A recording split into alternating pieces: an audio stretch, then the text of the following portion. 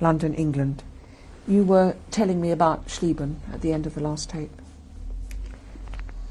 Yes, as I recall, this was a horrible camp. There was really a lot of suffering during our work there. And when I was really at the end of my tether and I had nobody to complain to, even when we complained to the people who were with us, they came out with the answer, well, you know, it's actually the aim of the Germans to work us here to death, so what do you expect?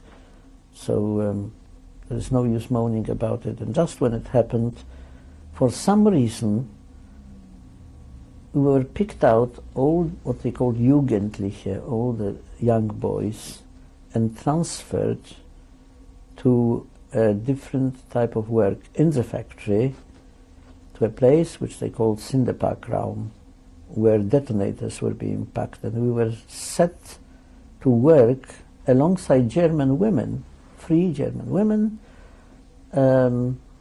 testing the detonators.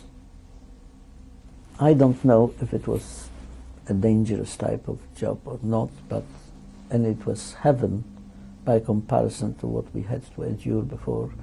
We were in a warm barrack to start with. We were working in decent light and decent conditions, except there was one problem. There were again no toilet facilities. One had to go into the forest, which soon became saturated with whatever was left there, and it was a really very sore sight. But apart from that, even on very, very short rations, we started thinking maybe we shall be able to survive, you know, if they leave us alone, whatever happens, we might be able to survive the war just doing that. At the same time, question of food, of course we were starving, and somebody told me that there was a fellow working in the warehouses, German warehouses, who used to fill his pocket with corn and bring a pocket full of corn. Of course you couldn't eat corn, raw corn, but you could cook it in water with, you know, on the stove, which was in the center of your barrack heating stove, like the pipe stove. So what we decided between myself and Ben Helfgott, actually, what we are going to do is to exchange one of our ration of bread, you know, divide the 2 rations of bread and exchange one of the rations for a couple of handfuls of corn, and preserve some of our lunchtime soup, which was very thin. It was nothing but water, really, and cook the corn in this soup so that it was tasty and had, you know, a little bit of salt in it, and augment our intake that way.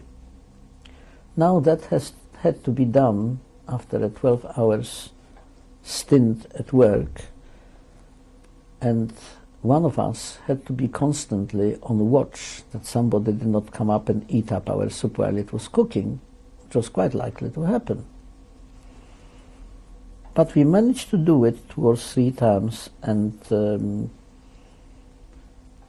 not that it filled our stomach completely, but it was of great help. Now, once on the subject of food, I can tell you one thing, that starvation on a very low diet is something that cannot be easily explained. You have to experience it, and only people who are trying drastically to diet themselves and deny themselves food can possibly understand what it feels like. But when you are forced on a diet like this and you have to work 12 hours a day, you very quickly lose your stamina and probably you are running close to extinction.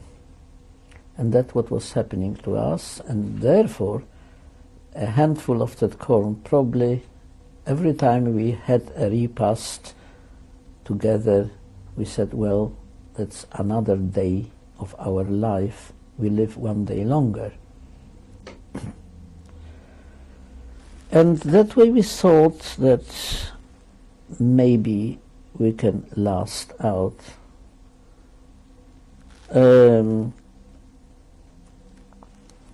There was one other aspect of camp life, the appels or roll calls. For no really earthly reason we were kept in freezing conditions on the yard or on the place outside our barracks, where we're being counted and our numbers are being checked and things were being reconciled. It was an obvious way of torturing us.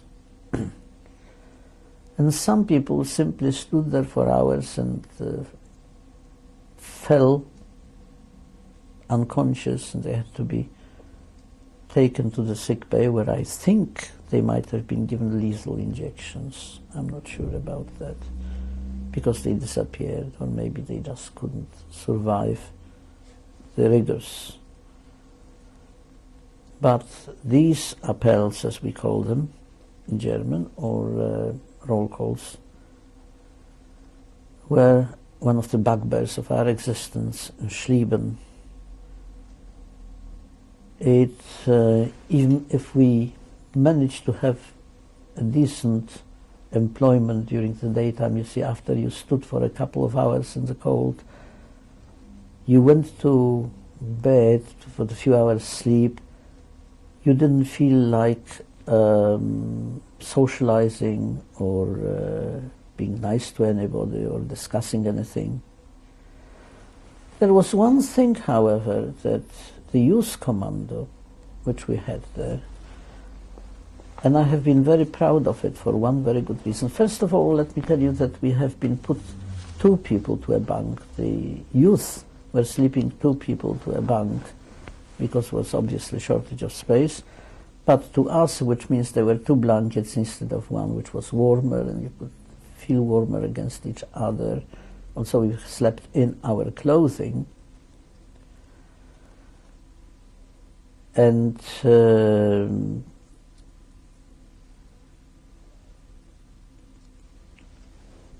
we have been very proud of one thing, that not one of us, as far as I know, ever took or stole anything from a fellow prisoner, and we were very, very careful. We always spoke, whenever we spoke to each other, you know, it says, whatever it is, whatever you may scrounge from the Nazis, from the kitchens, or that's fine, whatever you may steal, but never harm another of your own, you know, whether he be German, Pole, or whatever.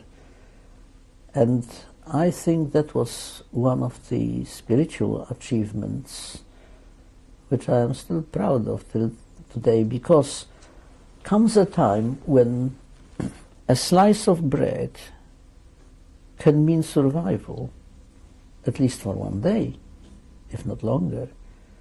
And there were many people, believe me, in that camp who would just reach under the pillow of somebody else and took away his daily ration because he tried to eat it the next day or whatever. We have never indulged in such practices. What was the attitude of the German women that you were working with? Did they ever show you any kind of kindness? Or? Well, I don't know how to describe our relationship, because surely they must have known who we were and why we are there. But to give you an example, one of them said one day, "You boys must have committed terrible crimes to find yourself here in these conditions. What can you answer? But to start telling them something or antagonizing any of these women would have meant for us losing a cushy job, a good position. So we try to avoid any polemics. And if anything, we came out with a little joke, you know, and says, oh yes, we are all terrible criminals, you know. And we used to leave it alone. And we only spoke to them really concerning the work and so on. Did they know that you were working, presumably in reasonably close proximity to them, covered in lice? Pardon? Did they know that you were working next to them, covered in lice? I'm not sure. We didn't boast about it. Up to that point, had you ever been sick? No, fortunately not.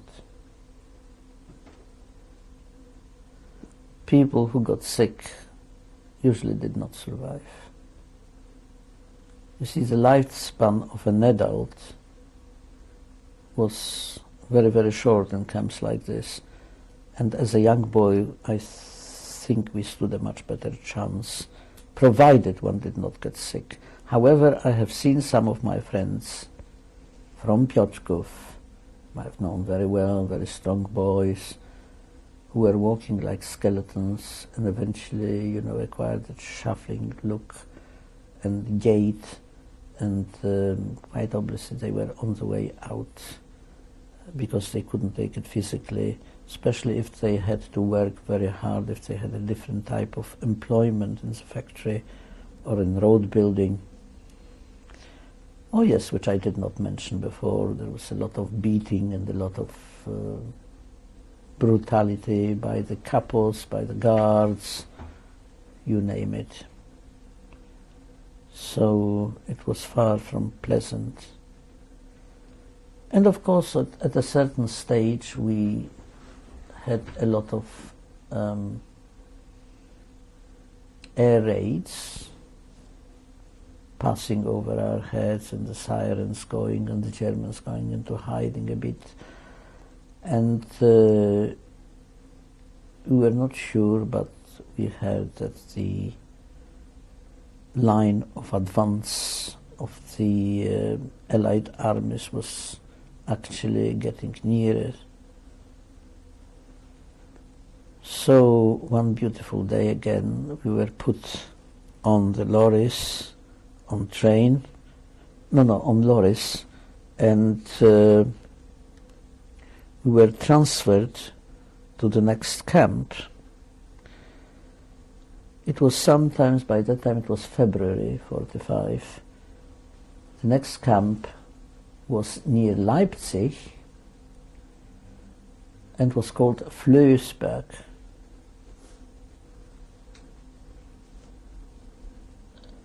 It was quite a long journey, very unpleasant. We didn't really want to leave Schlieben, but we had no choice because we had one of the best jobs there, of course. But because we developed some sort of friendship among the youth, we sort of stuck together, and we spiritually supported each other. Says whatever happens, we are not going to rob anybody, we are not going to do anything wrong. We are going to prove them that never mind how much they try to dehumanize us, we are on top that way, and we won't hesitate. About how many of you were there in this group? I couldn't tell you, because it wasn't our group that went. You see, there was a couple of lorry loads of people who went to Flößberg, which was a camp which was still in the making, actually. It was not properly arranged, and it was also for work in a factory run by the same company, Hasag, who were producing munitions in a what they thought was a concealed factory on the edge of a forest somewhere on the stalk of a mountain near Leipzig, in that terrain. What I'd meant was, sorry, in this group of you that had this bond together, how many of you were there?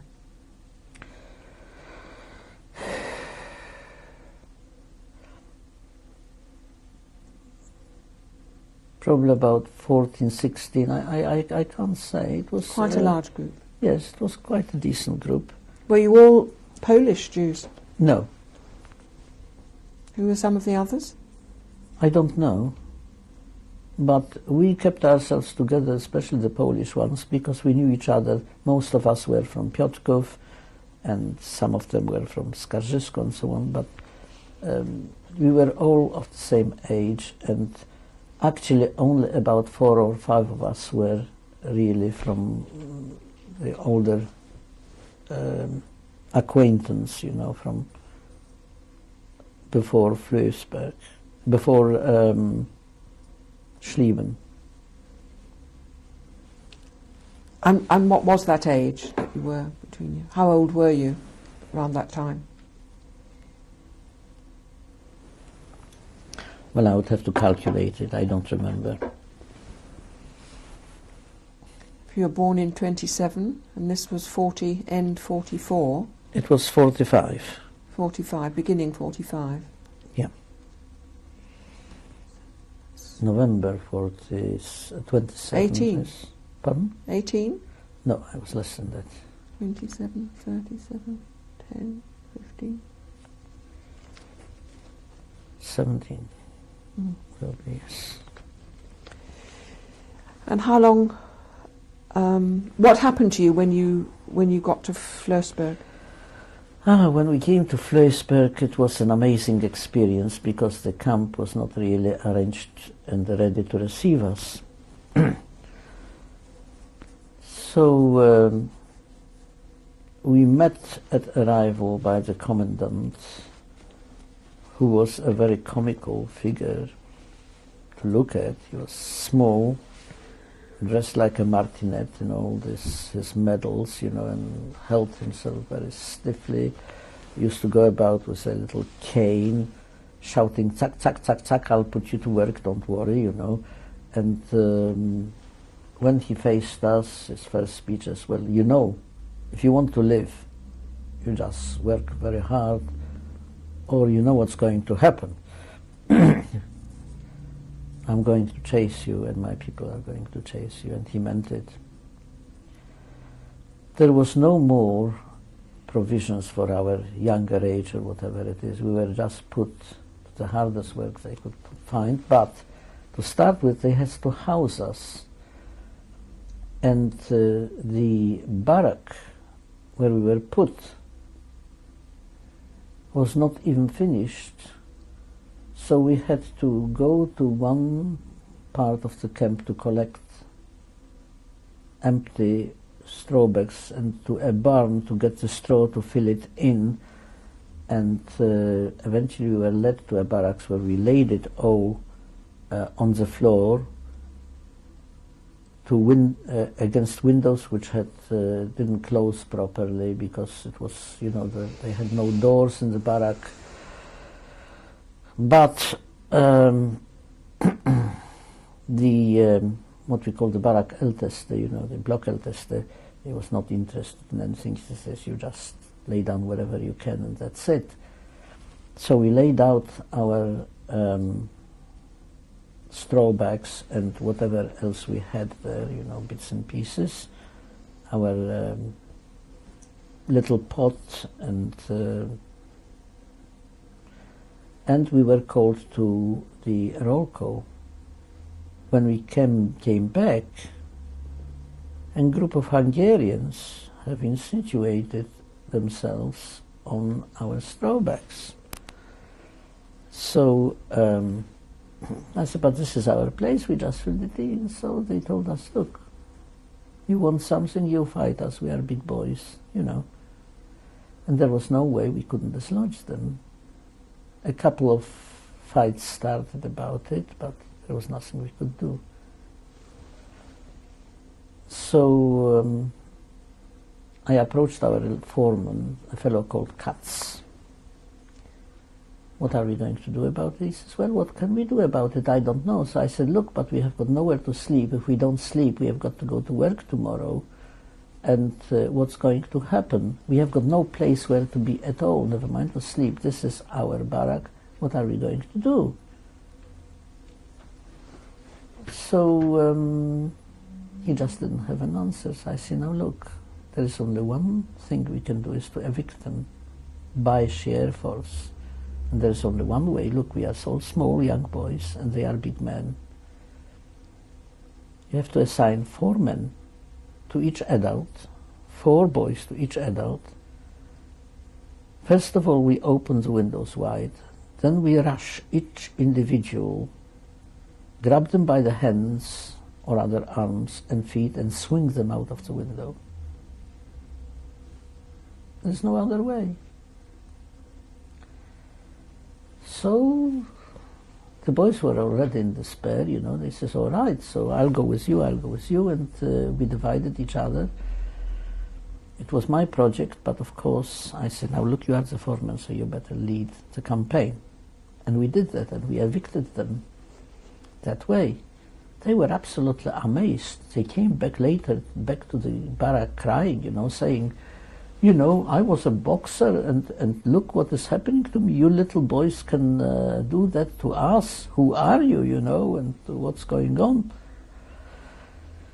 But we were not arguing. We just chucked them out, and I said, look, you go and get your own straw bags and deal with it the way we did. And the block leader, the block eldest, the capo, was just stood there laughing. He couldn't care less what was happening to us. He was only concerned that instead of 1 loaf of bread, we'd get only half a loaf of bread between 4 of us, let's say, and he will have some more for himself. That sort of life we encountered in Vleusberg. We had to fight for our existence. We were sent off to whatever assignment we had in the next few days, and it was very, very hard labor.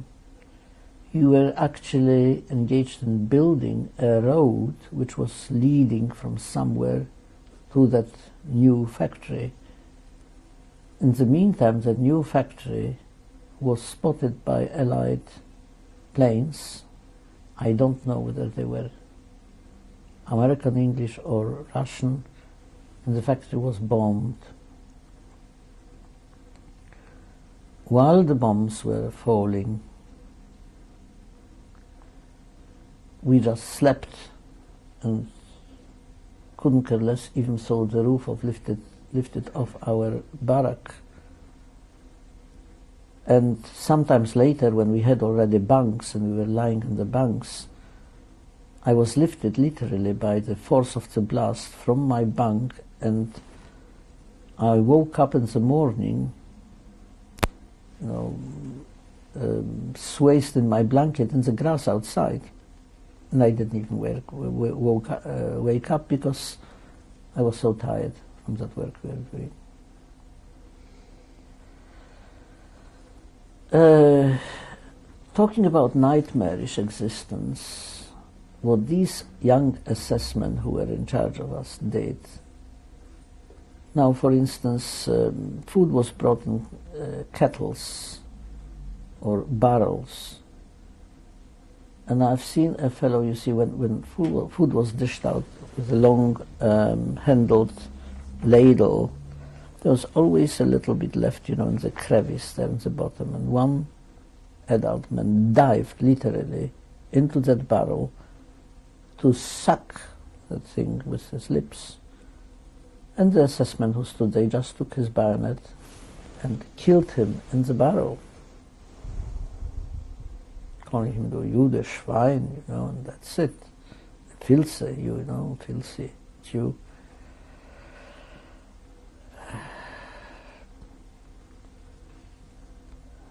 Where we went to work, we had to carry huge stones on our shoulders. Each one had to carry a separate stone, about like a cubic foot of stone.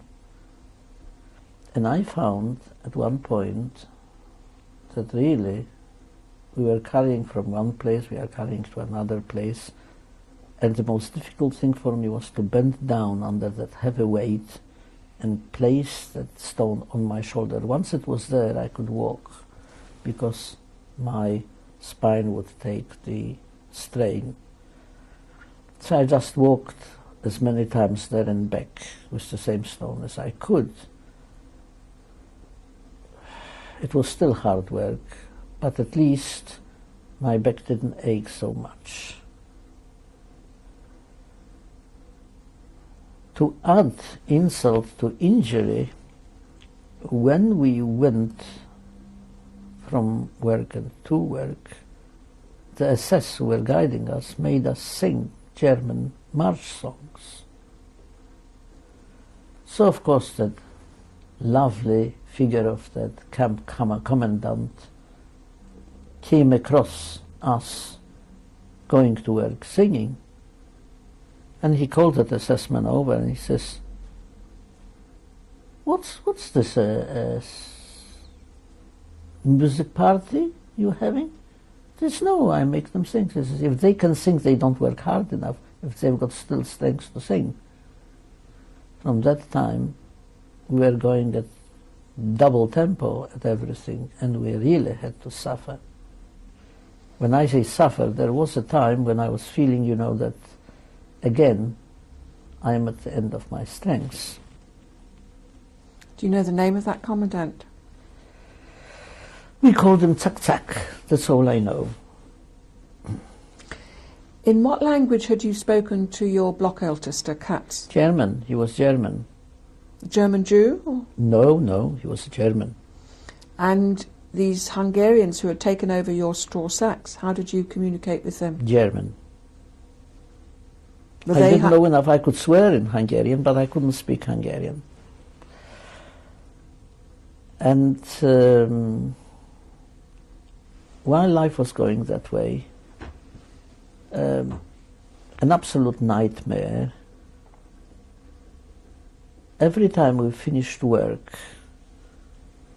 I sort of used to run around, you know, walk about in the vicinity of the kitchens, hoping that I may pick something up, you know, some extra food, which may throw out or whatever, because it does happen.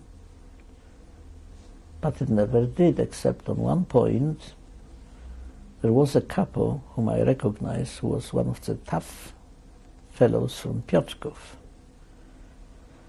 And we used to fear him actually in Piotrków, because he was quite a disciplinarian. And he saw me and he said, "You, I know you. Come here. Take a spade. You see this ground? Dig it up." You cannot argue with a couple. I had my 12 hours work, he says, but he says dig it up, so I started digging.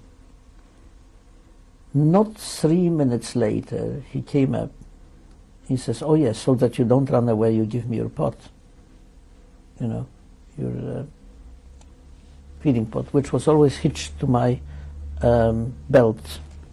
So I had to give it to him. About 5 minutes later, he came back with the pot full of soup. He says, "Right, this is your reward for your work. Go away. Never say I did anything wrong to you." I was amazed. We've come to the end of this tape now.